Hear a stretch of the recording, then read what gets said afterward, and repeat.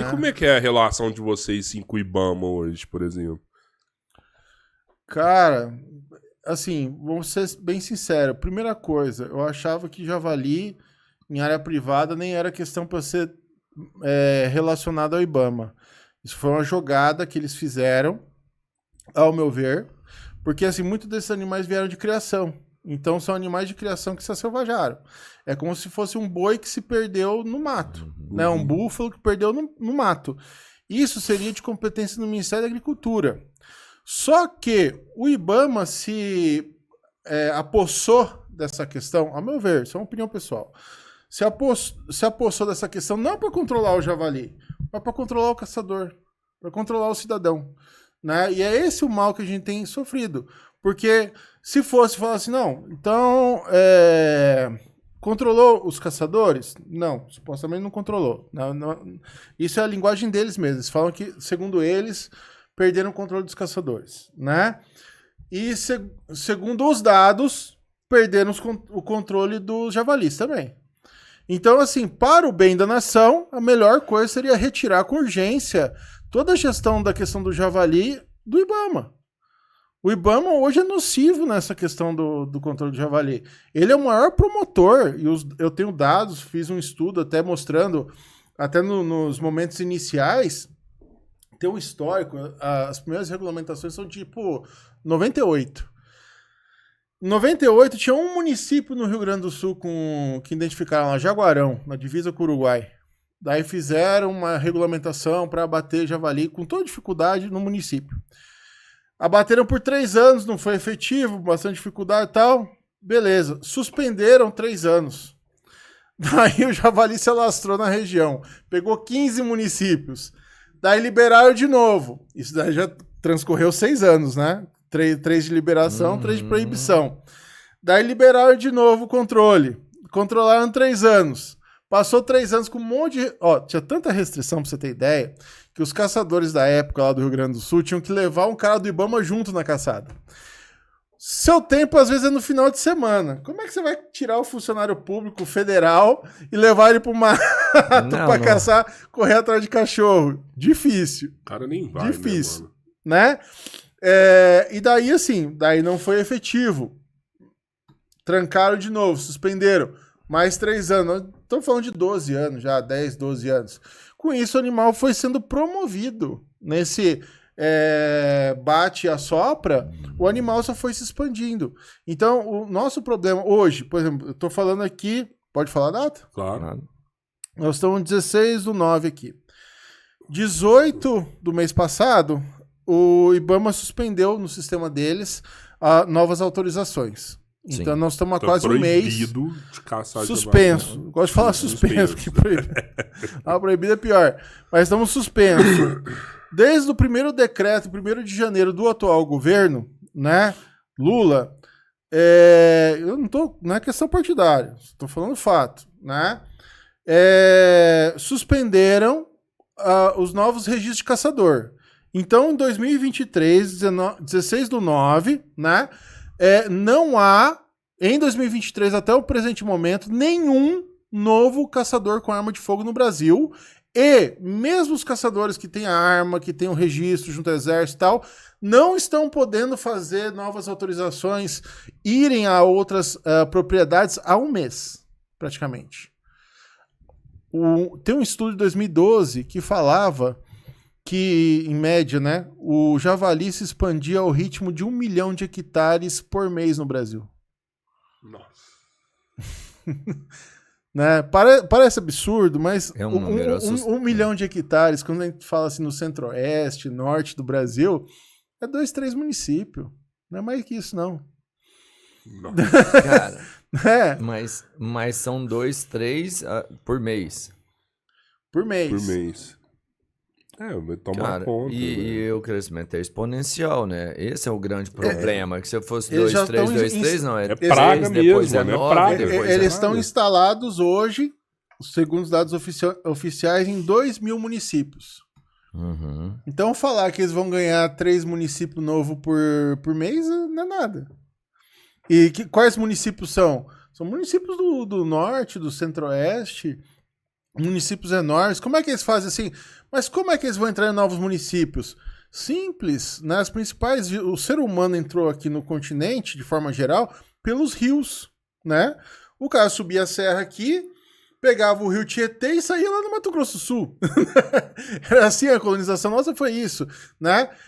Os javalis faziam a mesma coisa, né? Eles vão pegando essas matas de galeria, beira de rio e vão embora. Então, na hora que ele entrou numa bacia hidrográfica, ela pega do menor ao maior rio e vai embora, né?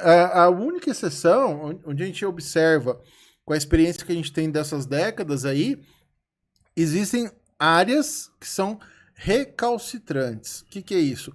Aonde a natureza é mais intacta, existe uma resistência do animal se instalar, né? Isso vale para tudo, em questão de espécie invasora, né? Tipo uma floresta amazônica, por exemplo. Serra do Mar.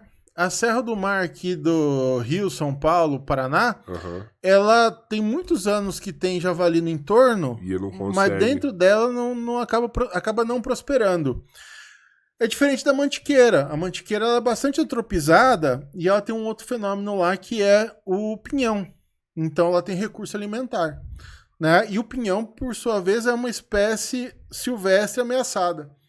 Então, quando o javali está predando a semente do pinhão, ele está ameaçando uma espécie florestal que já está muito ameaçada.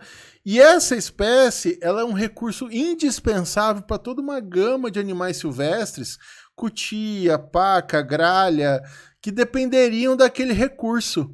Então, a hora que o javali está consumindo aquele recurso, também está destruindo toda a cadeia alimentar daquele entorno. Cara, e como funciona hoje uma atuação do IBAMA, assim, em cima de vocês? Eles atrapalham. É no local ali? Eu já tive fiscalização presencial, né? Abordagem de caminhonete mesmo, lanterna na cara? Muito pouco, né? Eu diria assim que muito pouco, em vista de tamanho da atividade hoje. Quem mais faz a fiscalização é a Polícia Militar Ambiental. E a Polícia Militar Ambiental, é interessante que se diga, a gente andou pedindo informação e tá começando a chegar as informações das polícias militares, e com a evolução da caça legalizada, a caça ilegal, as ocorrências de caça ilegal têm diminuído. Porque não faz sentido, né? Eu vou caçar um tatu de 1 quilo e me ferrar com a justiça, ou eu vou caçar uma porca de 80 quilos com a carne maravilhosa para levar para minha família. Claro. Entendeu? Então, assim, é mais ou menos esse balanço. Então, diminuiu as ocorrências das polícias ambientais de forma geral, é o que a gente tem observado. Quem está legalizado ou quer buscar a legalização é muito, assim, é bem melhor do que você tá na marginalidade, né, com a sua família. Você pode andar na rua, vamos falar, com uma roupa camuflada, abastecer sua caminhonete, andar com a carrocinha com os cachorros, vai ser abordado, mostra toda a papelada lá. Todo caçador tem que levar uma pastinha, né? Uma bíbliazinha de documento do lado, mostrou aquilo lá, segue com a sua prática. Documento de quê? Da arma, de autorização de caçador. Bicho, a lista é longa. A gente tem tempo no podcast? De lá, é muita coisa. É bastante coisa, porque é documento junto ao Exército, é documento junto ao IBAMA, é documento, às vezes, da veterinária, né, por causa dos cães, né? Então, assim, dependendo do estado, tem regra diferente. Às vezes, com javali morto, você é exigido, se você for transportar para fora da propriedade, você precisa tirar exame de sangue para levar para a defesa agropecuária, tem que ter um lacre e um curso, que você tem que fazer um curso antes, para poder pegar o lacre, a seringa, e aí tirar o que para mim eu acho também seria função não do caçador, mas daquele concursado que a gente já está pagando o salário dele lá, né? Ele pode ir na caçada a hora que ele quiser. Agora, eu fazer o trabalho dele, eu não concordo. Basicamente isso, é uma posição, né? Ainda mais por quê? Por que dessa posição? Porque, como eu falei, mesmo eu fazendo tudo isso, eu não posso nem doar, nem vender a carne. Então não tenho contrapartida nenhuma. Eu tô fazendo um trabalho no funcionário público que eu já pago e não tô tendo contrapartida. Entendeu? E então, se assim, isso não tiver tudo certo, você pode ser preso ou multado. Sim. Mas Sim. pode ser preso. Sim. Né? Pô, tem 1000 formas. A caça podia se resumir em 1000 formas de como ser preso. Putz, é adrenalina do começo ao fim, né, velho?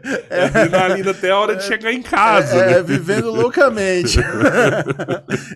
Quando a atividade não era permitida, já era viver loucamente. Agora, com toda a permissão e burocracia, ainda é.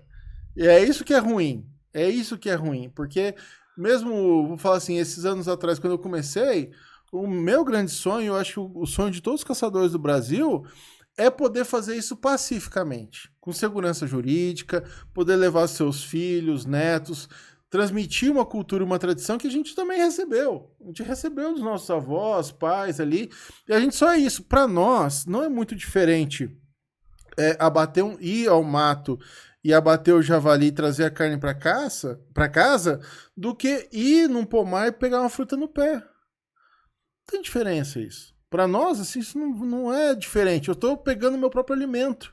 Né? Isso foi quando a gente era índio, quando a gente era europeu lá na Europa, desde os tempos mais remotos. Inclusive, a gente está aqui num programa que vamos falar assim, está no contexto das redes sociais. Uhum. A primeira postagem humana foi um javali. A primeira postagem humana foi o javali. A primeira pintura reconhecida na história da humanidade foi numa caverna na Indonésia, salvo engano, segundo estudaram lá 5.000 anos atrás, com um javali. Daí o pessoal ainda reclama, fala assim, mas esses caçadores ficam postando esses bichos mortos e tal. Fala assim, há uns 5.000 anos a gente faz isso. Vocês estão se incomodando agora, mas nós fazemos isso aqui há uns 5.000 anos. E não tenho conhecimento de nenhuma saladinha sendo pintada na caverna. Né? Então... O que é uma multa hoje de um javali, velho? Cara, por causa dessa questão que eu tenho pra mim que é persecutória, ou seja, eu sou uma liderança, costumo falar assim, eu por mim não queria estar nessa posição de ter que falar em nome da caça, defender e tal, porque pra mim é muito óbvio, enquanto cidadão, técnico e tal, e em vista do mundo, todo país desenvolvido tem caça regulamentada, né? Mas assim, como existe essa guerra, né, declarada aí, e essa perseguição, eu já levei 5 autuações. No total, se eu somar tudo, ultrapassa 200 mil reais. Entendeu? Ultrapassa 200 mil reais. Só que existe um modus operandi dessa turma. É praticamente uma máfia, né? Que está dentro do órgão e que se utiliza do órgão para promover uma agenda ideológica. Isso que é muito ruim. Sabe? E isso afeta todos os brasileiros em diferentes formas, né? Por quê? O cara me dá uma multa. Eu vou lá, entro com recurso para derrubar a multa, porque a multa já era improcedente, por si só. Daí o cara vai lá, arranja uma outra coisa para dar outra multa. E assim vai. Derruba, volta, derruba, volta, derruba, volta. E é muito difícil o contrário, você conseguir provar para o órgão, etc., e remover essa pessoa que é tão danosa do sistema. Porque ela não está ela não está nem cumprindo a lei,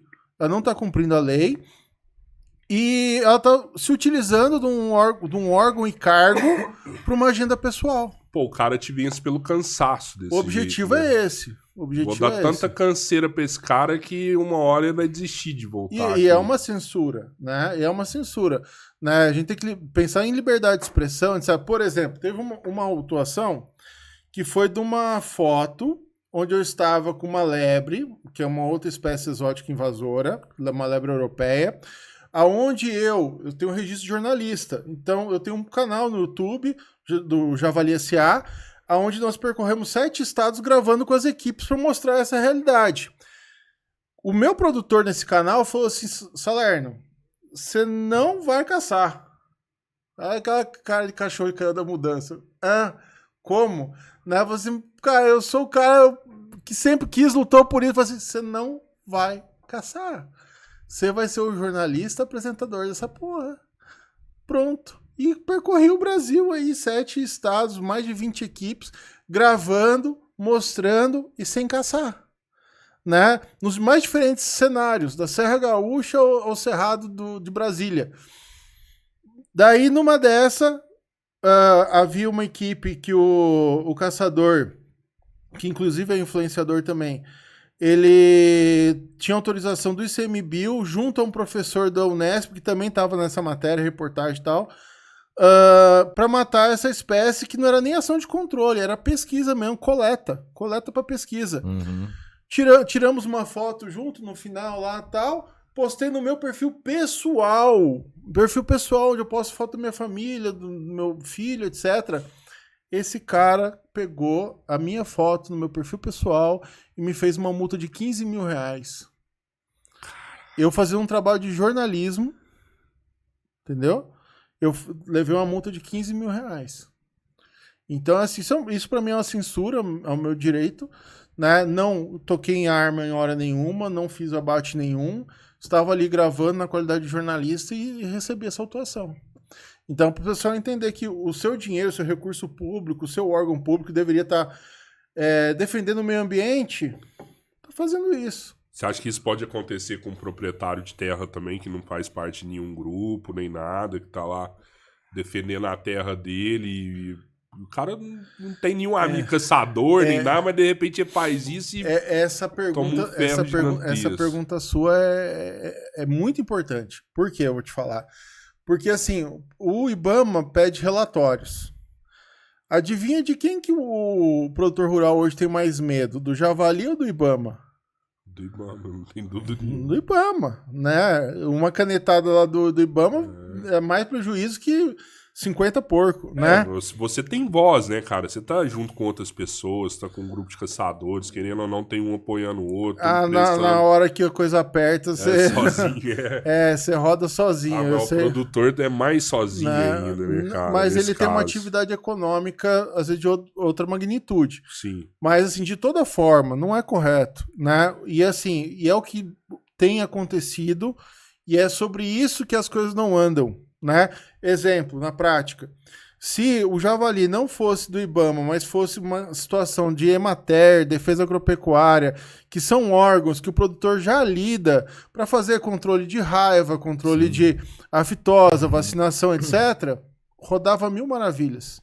Ao ponto que a Associação Brasileira de Caçadores, junto com a Defesa Agropecuária de São Paulo, fez num ano agora uma série de eventos onde a gente conseguiu capacitar. Eu falo assim, mesmo que eu não concordo, eu colaboro, né? A gente faz a nossa parte, né? A gente só se posiciona, mas o fato nós fizemos cerca de 20 eventos por todo o estado de São Paulo, capacitando 2.000 caçadores, né? Daí foi caçador, foi produtor rural, etc, tal, junto com prefeitura, apoio. Então a gente está disposto a trabalhar com todas as entidades, todos os órgãos públicos.